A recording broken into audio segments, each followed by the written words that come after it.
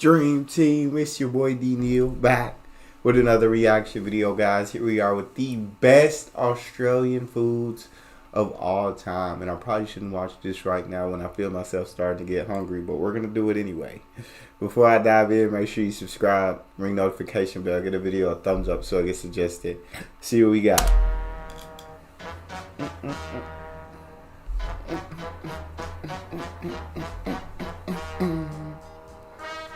Every country all around the world has their own unique cuisine.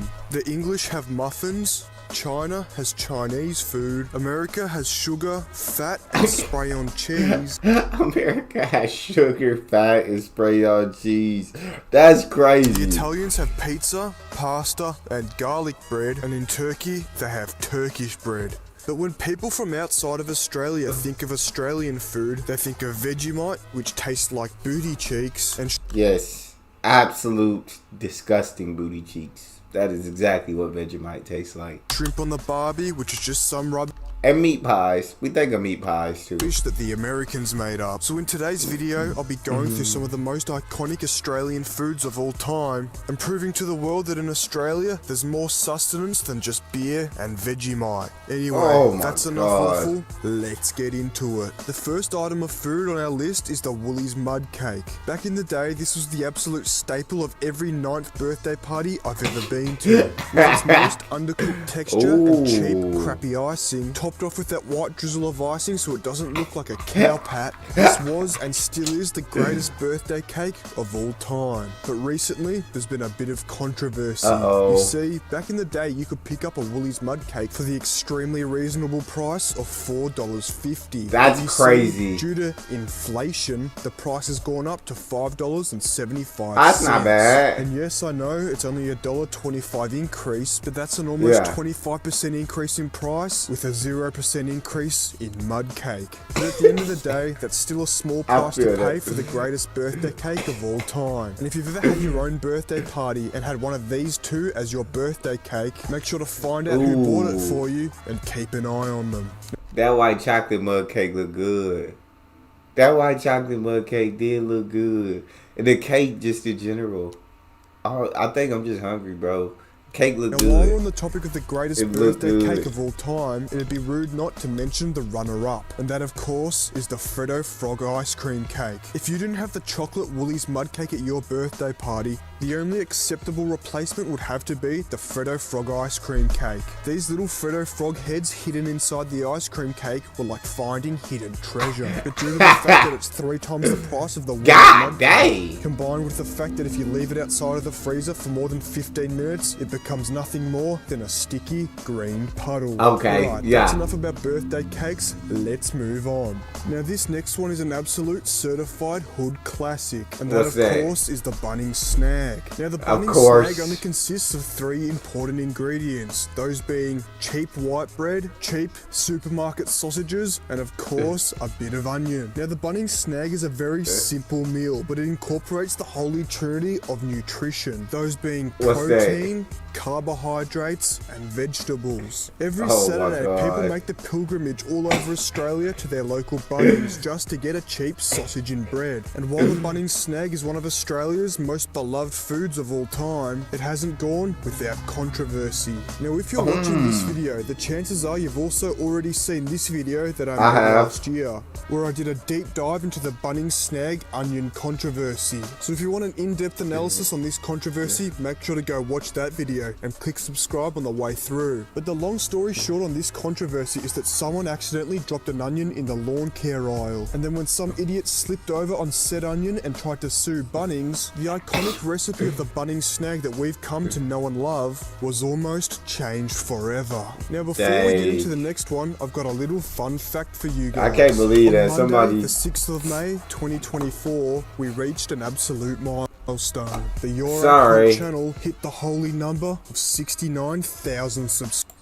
My freaking computer was freaking out. It wouldn't let me pause the video. I don't know what was wrong with it. But the Bunnings Snag onion incident. I can't believe somebody. I mean, that's very American to sue for a slip and fall. But I guess if the onion was on the ground and the onion wasn't seen, and it's only you got to sue Bunnings, because it's like if they really didn't hurt themselves, No harm, no foul. Did really hurt themselves, and I guess you got to. But I just want to try a Bunnings Snag without the. Don't do onions, so without the onions. Just a piece of bread and a beef sausage. It look like people make the pilgrimage to Bunnings for that, and do you get it free? And is it just one, or can you go multiple times and get you another snag, or what's the deal? Subscribers. And while this is a massive milestone that one day our great-grandchildren will learn about in history class, unfortunately, almost 69% of people who watch these videos aren't subscribed. I feel that, you're a cunt. So make sure to hit that subscribe button so that we can flip the numbers and score a double whammy. Anyway, that's enough of that. Let's move on to our next food item. Now this next one is an absolute work of genius by our Middle Eastern community. And that of course is the HSP. According to a quick Google search, the HSP originated in Australia. And whether that's true or not, I don't care. Because the HSP is not only one of Australia's greatest foods, it's also one of the greatest foods in the entire world. The abbreviation HSP stands for Halal Snack Pack. But don't forget the fact that the Greeks have their own version called the Hellenic Snack Pack. Just like the Bunnings Snag, the HSP consists of 3 main ingredients. What's that? Those being soggy chips, cheese, and your choice of lamb or chicken. Now there's an easy way to figure out if it's a good HSP or not, and that's by following the simple rule: the more oil, the better. Now if you order a HSP and it's all dry and crumb, you've copped a shocker. But if you order a HSP and when you're finished there's still enough oil left in the container to do an oil change on a That man is absolutely pissed, dog. Jesus. HSP, and when you're finished there's still enough oil left in the container to do an oil change on an AU Falcon drive from Melbourne to Sydney and back without getting any lift tick at all. That's how you know you got a good HSP. And a little side note, that extra oil makes things a lot smoother when you inevitably have to drop the kids off at the pool. Oh my god. There's one last thing about the HSP that I forgot to mention. You see, when you go up and order a HSP at your local kebab shop, there's one question that they'll always ask you. And that question is, of course, what sauces would you like? You see, there's only one correct answer to this question. And that, of course, is the Holy Trinity. You see, there are many Holy Trinities in the world. There's this one, we've got this one, and of course this one. But when it comes to the HSP, the Holy Trinity only means one thing, and that is garlic, barbecue, and chili sauce. And if you ask for anything else than this goated combo of sauces, you deserve to be put on a watch list. And if you order something crumb like tomato sauce and or mustard, I'm sorry, but the only option is the electric chair. Dang! Right, now it's time to move on from one absolute gutbuster to another. Now this next entry is a 2 for the price of 1. And that of course is the service station pie / sausage roll. There you go. Now, while these are 2 completely different foods, they are both just as legendary as each other.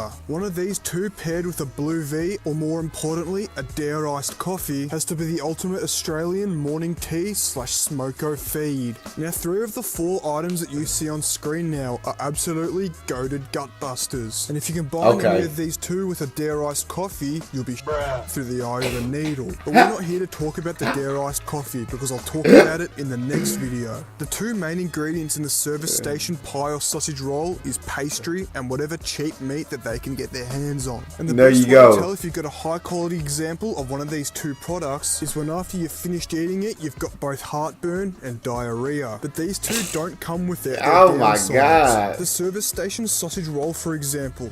As soon as you take one bite, the pastry flakes off and goes absolutely everywhere. Every time I eat a service station sausage roll, the footwell of my car looks like the Sahara Desert. But the meat pie is no better. The grease that they call gravy in the meat pie is nothing but a weapons grade lubricant. I have a fond memory of putting a half-eaten 7-Eleven meat pie in the cup holder of my Series 3 AU Falcon Forte. Now you may be asking why I did that in the first place. And the answer of course was to argue with people on Facebook Marketplace for something to do on my lunch break. But after I inevitably to argue with people on Facebook Market for something to do on my lunch break. Is that what any of you guys Australians do?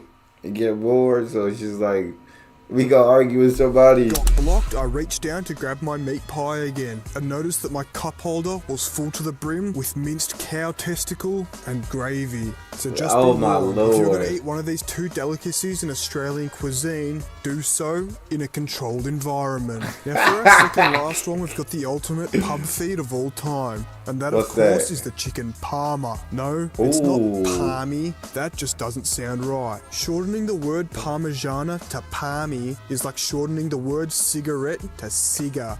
It just doesn't make sense. And if you don't agree with my opinion that is also fact, feel free to start an argument in the comments. Anyway, the chicken parmigiana consists of a big lump of pan-fried crumbed chicken breast, topped off with some tomato paste, ham, and melted cheese. Now this is an absolute staple in any pub all across Australia, simply due to the fact that it's almost impossible to f*** up, yet some places still manage to.